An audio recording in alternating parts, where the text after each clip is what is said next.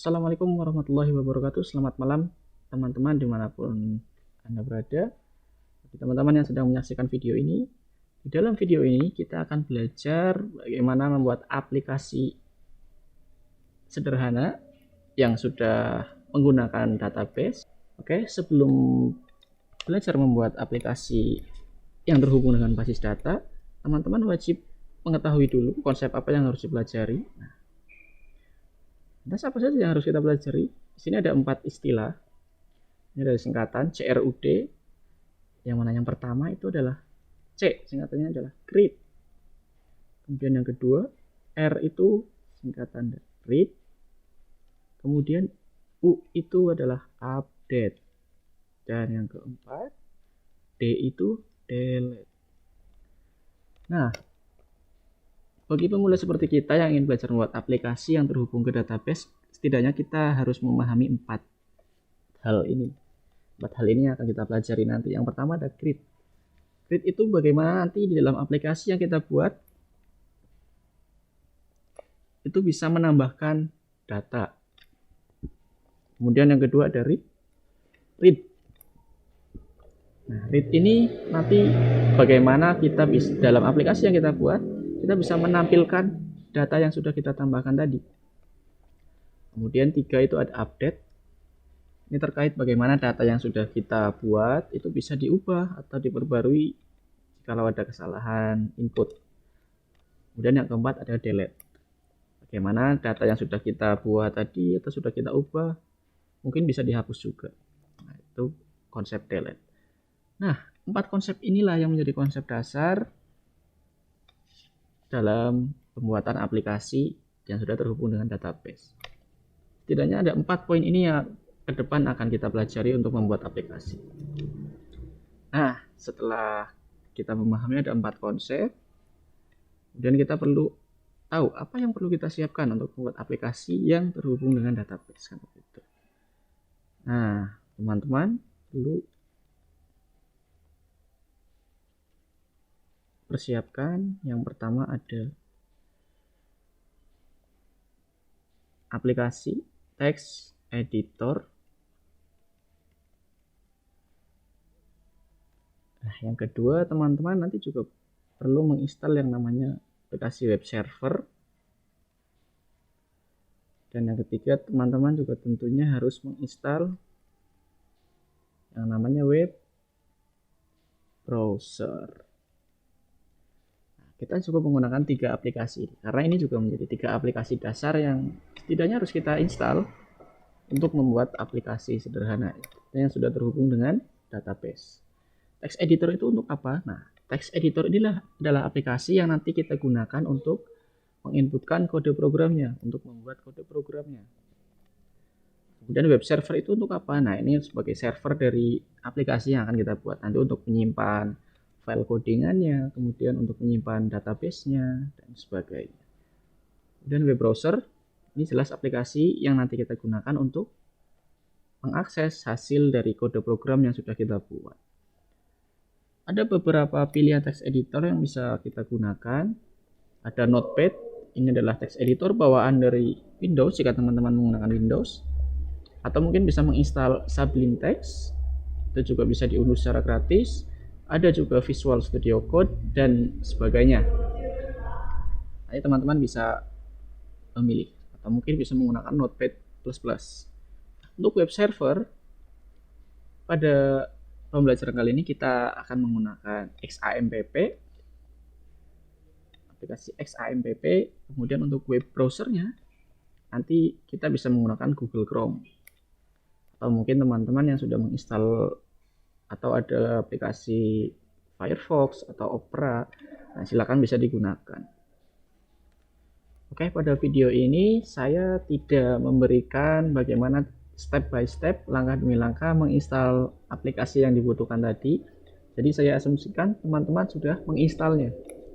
Nah, setelah menginstalnya, langkah yang harus kita lakukan berikutnya adalah mengaktifkan aplikasi web server. Dan bagi teman-teman yang baru menginstal XAMPP, biasanya secara bawaan akan terinstall pada local disk C. Nah, nanti di sini akan muncul folder XAMPP. Nah, kenapa punya saya tidak ada? Karena ketika menginstal, lokasinya saya rubah. Saya letakkan di local disk E. Nah, di sini muncul folder XAMPP. Nah, ini kita buka saja. Kemudian kita scroll ke yang paling bawah, nanti ada file namanya SAM control. Nah, ini kita buka saja dengan cara double klik, boleh klik kanan open juga bisa. Nah, nanti akan muncul tampilan seperti ini. Nah, ini ada beberapa modul yang bisa kita gunakan.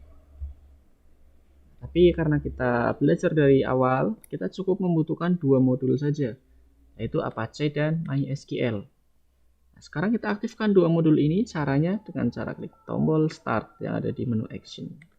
Klik Start, dan nanti kalau muncul notifikasi seperti ini, kita pilih saja Yes. Kemudian MySQL juga kita aktifkan. Ketika muncul notifikasi yang sama, kita tinggal pilih Yes saja. Nah, kalau di sini sudah muncul hijau dan tombolnya berubah menjadi tulisan stop, maka artinya 2 modul ini sudah aktif. Kita sudah mulai bisa membuat aplikasinya. Oke, ini bisa kita minimize saja. Langkah berikutnya yang harus kita lakukan adalah menyiapkan basis datanya. Bagaimana cara menyiapkan basis data? Sekarang kita mulai menggunakan aplikasi web browsernya. Nah, berhubung saya sudah menginstal web browser Google Chrome, jadi di sini saya gunakan saja yang sudah ada. Bagi teman-teman yang sudah menginstal Opera atau Firefox, silakan bisa digunakan. Oke, setelah ini kita akses link yaitu localhost /php myadmin localhost/php myadmin. Setelah itu kita tekan enter bisa. Oke. Nah, langkah berikutnya harus kita lakukan adalah menyiapkan basis datanya. Caranya seperti apa?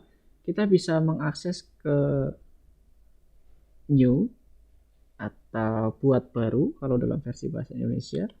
Kemudian kita klik saja. Setelah itu kita fokus ke sini. Di sini ada create database. Kita disuruh untuk mengetikkan nama basis data atau database yang akan kita buat.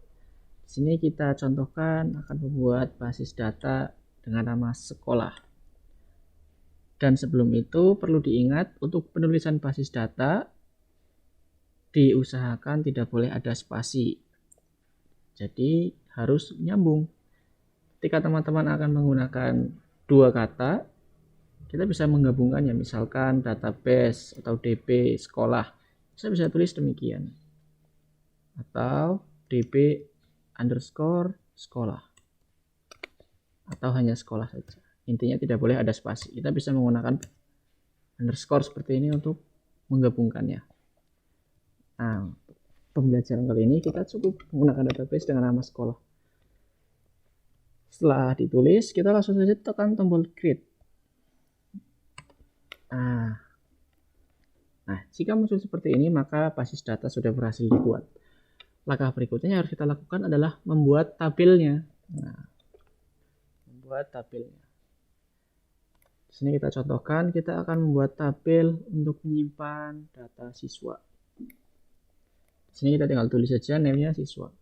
Nah, untuk nama tabel juga demikian dengan basis data, tidak boleh ada spasi. Jadi ketika ada 2 kata, kita bisa menggabungkannya menggunakan underscore. Atau mungkin 2 kata tersebut langsung digandeng saja. Nah, setelah ini, setelah nama tabel kita tulis, kita geser ke kolom sebelah kanan. Di sini ada keterangan number of column. Ini maksudnya adalah jumlah kolom yang akan kita tambahkan. Di sini secara bawaan tertulis 4. Ini berarti nanti kita bisa menambahkan ada 4 kolom dalam data atau dalam tabel siswa ini. Nah, kita contohkan saja, kita butuh 2 kolom. Nanti yang akan kita tambahkan kolom NIS dan kolom nama. Setelah itu kita tekan tombol Go. Nah, di menu inilah kita bisa menambahkan kolom. Oke, karena tadi kita akan menyiapkan 2 kolom. Kolom pertama kita beri nama NIS untuk menyimpan data NIS-nya si siswa. Kemudian yang kedua ada kolom nama untuk siswanya. Demikian juga untuk field, diusahakan tidak boleh ada spasi ketika terdapat dua kata di dalamnya. Kita bisa menggunakan underscore sebagai penghubung. Atau mungkin mau digandeng langsung, tidak masalah. Kemudian setelah name, kita geser ke type. Ini adalah tipe data yang akan diinputkan ke dalam kolom tersebut. Sebagai contoh NIS. NIS itu biasanya berupa angka datanya. Nah, jika datanya berupa angka, kita bisa menggunakan opsi ada integer, atau bisa menggunakan varchar juga bisa, dan sebagainya. Nah, pada praktik kali ini kita gunakan saja integer. Kemudian untuk nama, tipe data yang diinputkan nanti varchar, variabel karakter, untuk bisa untuk menampung huruf dan sebagainya. Kemudian bagian length atau values, ini adalah jumlah maksimal digit yang bisa masuk ke kolom ini. Sebagai contoh, NIS 1, 2, 3, 4. Oh, berarti ada 4 digit. Nah, itu yang dimaksud panjang digit. Nah, jadi kita bisa tuangkan, bisa tulis di sini. Jadi kita bisa tulis di sini nilai maksimalnya. NIS itu ada berapa digit. Nah, sebagai contoh, kita tulis saja 5. Nah, kemudian untuk nama juga kita perlu atur berapa digit maksimal yang bisa diinputkan di kolom nama. Kita tulis saja 20, atau mungkin bisa ditambahkan teman-teman, silahkan. Kemudian untuk default kita biarkan, correction kita biarkan, dan seterusnya. Kita fokus saja ke kolom index. Nah, di bagian index ini ada beberapa opsi. Nah, nanti untuk kolom NIS kita pilih indeksnya adalah primary. Nah, jika muncul seperti ini, kita klik saja OK. Kemudian untuk siswa, kita biarkan saja. Nah, kenapa ini saya pilih primary, sementara yang siswa tidak? Primary itu adalah indeks yang kita gunakan apabila di dalam data pada kolom tersebut, nantinya tidak akan ada data yang sama.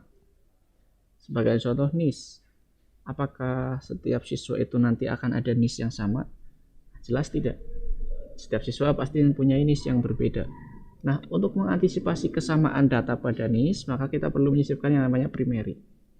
Jadi ketika primary ini digunakan, dan nanti ketika ada data NIS yang double, maka yang satu tidak akan tersimpan.